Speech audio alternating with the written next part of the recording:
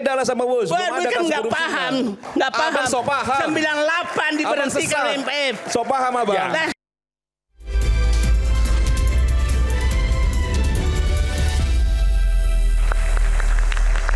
Kembali di Rakyat Bersuara, tadi ada pertanyaan bagus dari Bung Semar. Kalau memang ada korupsi, apa indikasi yang bisa menunjukkan bahwa ada korupsi di Wush itu? Bung Said, silakan. Saya pikir malam ini kita harus berterima kasih pada Bapak Luhut Binsar Panjaitan. Karena dia sudah menyatakan, saya terima proyek ini sudah busuk. Itu pintu menjelaskan, artinya dia tahu busuknya. Sayangnya kebusukan itu tidak dihentikan, dilanjutkan juga. Nah itu tanda bahwa sayangnya walaupun busuk dilanjutkan. Dilanjutkan, gitu. Oke. Tapi kan busuknya belum tentu ke arah penyelewengan, korupsi dan seterusnya. Saya mau masuk di situ nanti. Oke. Saya masuk dulu. Yang kedua, sebenarnya persoalan ini gampang. Kalau mantan Presiden Jokowi masih hobi memamerkan proyek mangkrak. Dulu kan pada saat menjadi presiden pertama datang foto di Hambalang kan. Ya kan? Ya. Nah, terus habis itu meresmikan BCKI menyatakan kami meresmikan proyek yang mangkrak 26 tahun. Jadi kalau hobinya masih sama dengan dulu, maka harusnya foto Kuwus ini calon proyek mangkrak kan selesai. Nah, saya masuk ke yang ini. Mungkin saya harus koreksi menyatakan pernah B2B, tidak pernah.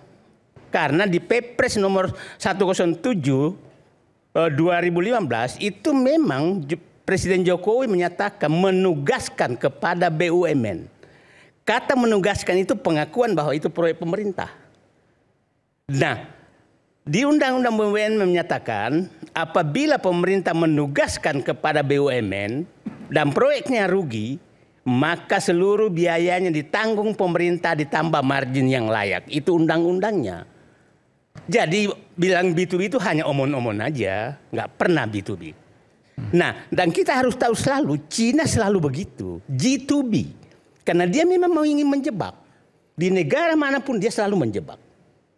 Untuk mengambil, nah jebakan inilah berhasil sekarang menjebak pemerintah menjamin. Dan ingat Bung Iman dulu, Iman, pada saat itu bersamaan dengan kereta ini langsung Menteri Budi Karya, saatnya kita nyebutin nama lah supaya publik paham. Budi Karya langsung ingin melelang bandara-bandara, termasuk Cengkareng.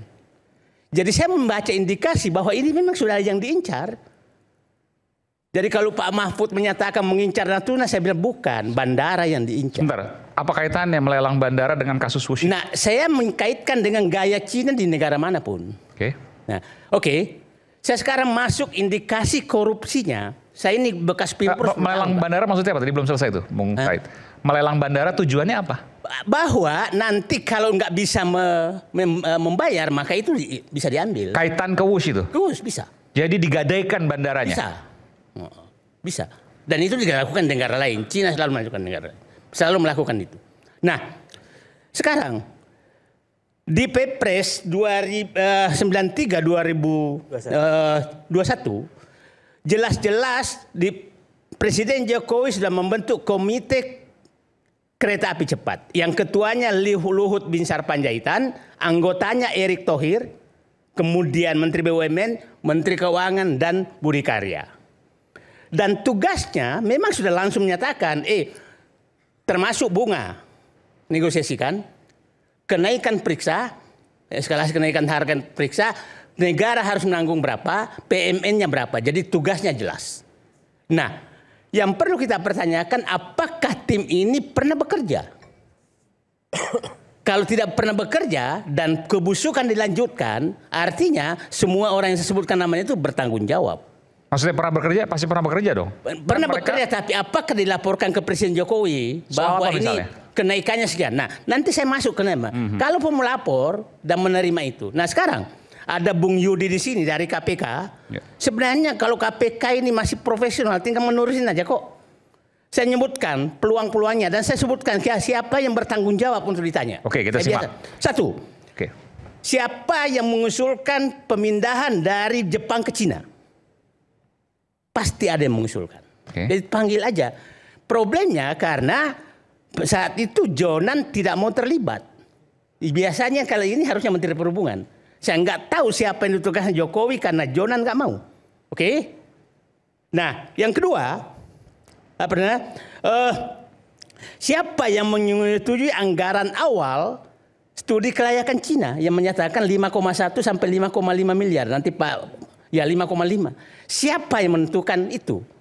Itu harus ada dokumennya semua tertulis bahwa saya yang memutuskan timnya ini, apalah tim negosiasinya siapa. Oke, yang kedua, Pak Yudi pasti ngikuti ini. Ya, tinggal ngikuti aja.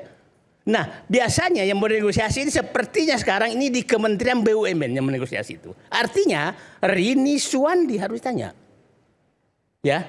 Nah, Rini Sumarno. Ya. Rini Sumarno atau Suwardi, kebalik-balik saya. Ya, Sumarno, udah berubah. Rini Sumarno, bapaknya suaminya Suwandi ya. Ya. Yang ketiga adalah studi kelayakan pertama yang merubah studi kelayakan Jepang. Itu harus siapa yang bertanggung jawab. Biasanya studi kelayakan ini dibikin kereta api, PT BUMN atau Bappenas atau siapa yang bikin. Oke. Itu periksa. Yang kedua, desain awal. Siapa yang bikin? Desain awal ini saya agak paham karena awalnya kereta api cepat ini mau direncanakan berhenti di Meikarta dan Walini. Tahu Meikarta batal, ya. Pindah ke Walini. Nah, studi kelayakan yang dibikin ini abal-abal. Dimasukkanlah Bung Ihsan bahwa tanah-tanah PTP naik semua harganya. Naik semua harganya sehingga layak. Itu Rini Sumarno. Oke? Jadi Pak Yudi bilang Rini Sumarno yang tanggung jawab. Nah, setelah itu siapa yang memindahkan sehingga Walini tutup dan pindah ke Kota Parahyangan? Siapa pemilik Kota Parahyangan? Kota Baru Parahyangan. Siapa?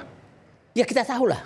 Siapa? Oligarki yang dekat kekuasaan. Siapa? Kita sebutkan. Siapa? Saya nggak tahu saya namanya. Kalau yang enggak silakan dibantu. Nggak apa-apa, kita sebut aja. Enggak, saya tahu kalau Tegaluar itu Agung Podomoro. Oh, oke. Kalau saya nggak tahu, saya nggak tahu. Kalau ada yang bantu, jadi saya grup nggak Agung pernah Podomoro. takut memberitahu nama. Oke? Ya, oke. Siapa yang memindahkan itu sehingga kemungkinan itu penyebabnya naik? Itu harus diperiksa Jadi semua. harga tanah di Kota Baru Parahyangan naik. Dan tidak melewati Kota Bandung. Ketua ini. Dan tidak melewati Kota Bandung kan? Maksudnya tidak berhenti di Kota Bandung. Nah, itu harus diperiksa semua. Nah, ini mungkin Budi Karya harus periksa. Kenapa ditanya? Kenapa bisa pindah ke situ? Nah, supaya KPK lebih gampang lah. Kemudian negosiasi. Negosiasi ini yang tadi itu. Apakah benar tim Luhut Binsar Panjaitan pernah bernegosiasi kenapa 0,1 naik menjadi 3,4%. Apakah benar pernah memeriksa kenapa naik sampai 1,6 miliar dolar? Itu harus diperiksa semua. Kalau enggak, nah jadi tidak sulit sebenarnya. Ini indikasi kejanggalan yang bisa mengarah ke korupsi menurut Bung Said. Sangat bisa. Beginilah, saya bilang kalau sudah kenaikan lebih, ini kan tungkai project. Tungkai project itu adalah tanggung jawab penerima proyek. Kalau ada kenaikan tanggung jawab kau. Masa kau sendiri yang naikkan kau nagih ke saya? Oke, sampai situ sebentar. Tadi saya dengar katanya ini semua di awang-awang. Ya ini kan yang disampaikan oleh Bang Said Didu itu seolah-olah sudah ada proses kasus tindak pidana korupsi, sudah berproses, lalu periksalah. Karena sudah ada temuan kasus korupsi gitu loh. Jadi yang digambarkan itu jadi melampaui gitu ya. Kau yang mengawang-awang terus kami dan kalau bicara, jadi kalau kata Boni tadi saya sebutkan nama. Bang Said Didu tabola balik katanya. Jadi udah bola-balik kata Bang. Saya sebutkan nama, saya sebutkan kasus Bantai yang saya katakan. Gitu loh. Jangan Bantai yang saya katakan. Bang, jadi begini Bang. Kalau misalnya ada tindak pidana korupsi, baru apa yang Abang sampaikan masuk barang itu, periksa sana. Karena sudah terjadi tindak pidana korupsi sekian dugaannya triliun. Gitu loh. Kalau ini belum ada tindak pidananya, Abang suruh periksa orang. Tapi gitu tadi kan ada indikasi yang itu janggal. Nah, kumpulkan buktinya, laporkan biar berproses itu gitu loh. Kata-kata yang Anda terus ulang di mana pun ketika Abang bicara soal PTDI, Abang tahu nggak 2020 saya ketemu Bapak itu selalu kaset kusut. Dirut PTDI, mantan Dirut PTDI 2020 kan ada kasus korupsi sudah ditersangkakan oleh KPK. Ada kasusnya, WUS belum, Bang. Nanti akan terbuka. Ya WUS belum gitu loh. Ini mic saya jalan saya mau bicara. Saya terakhir. Sebentar Bang, nanti tadi udah banyak data nanti. Tentang Anda kebanggaan, yang Anda terus ini kebanggaan. Apa yang Anda banggakan dengan kereta api Cina? Maksudnya apa? Bukan soal Cina atau bukan Cina, Bang. Dengarkan dulu. Saya dengarkan dulu. Abang ini apa sih? Enggak, Anda juga apa? Maksudnya begini. Anda juga saya apa? hanya bicara sama abang, saya bingung. Besok datang ke sini sebagai pemerhati media sosial. Sekarang datang sebagai pemerhati kebijakan publik. Anda selalu hanya pembela Jokowi. Gitu loh. Kalau kita jelas warna kita kan gitu loh. Abang warnanya apa gitu loh? Nah sekarang pengamat, apa pemerhati, atau apa? Atau politisi kan gitu loh? Bukan. Yang jelas saya bukan pembela individu. Oke, clear. Abang saya respons sedikit ya. Sekarang saya dulu. Nanti, bentar. Anda selalu membandangkan WUS kereta api Cina. Indonesia pernah punya kebanggaan industri pesawat terbang yang dibikin dan diberhentikan sendiri oleh yang membuat demi bangsa dan negara. Berkasus, Bang. Kasus apa PTDI? Nggak ada kasus. Tahun 2020. Bukan, sebelumnya 98. Bang, ada kasus 98 di IMF mana? Nah, inilah kalau debat kursi yang nggak paham. Gitu. Beda lah sama WUS. Bukan nggak paham. Nggak paham. Abang so paham. 98 diberhentikan IMF. So paham, Abang. Ya. Supaya semuanya kembali ke jalur, barangkali saya boleh bicara, Bung Eman. Silakan. Ya, pertama 2023, 98 dimatiin kok. Ntar kita bang saya duduk. Bukan, jangan asal mangap lah. PTDI. Ntar saya ngomong dulu, Bang, tenang. Pertama ya, kita melihat media kita hari ini luar biasa. Suara-suara kebebasan begitu lantang dan semuanya boleh bicara. Abang saya Didu. Ada lagi yang lain seperti Roy Surya ya? Suryo, sama aja orang Jawa kan Suryo sama aja. Roy dan seterusnya boleh bicara. Artinya bahwa di era pemerintahan Pak Prabowo, Wakil Presiden Gibran, kebebasan sipil itu betul-betul dijamin. Sepakat? Kita tepuk tangan dulu. Ini keliru juga nih. Yang kedua. Bentar. Di mana kelirunya?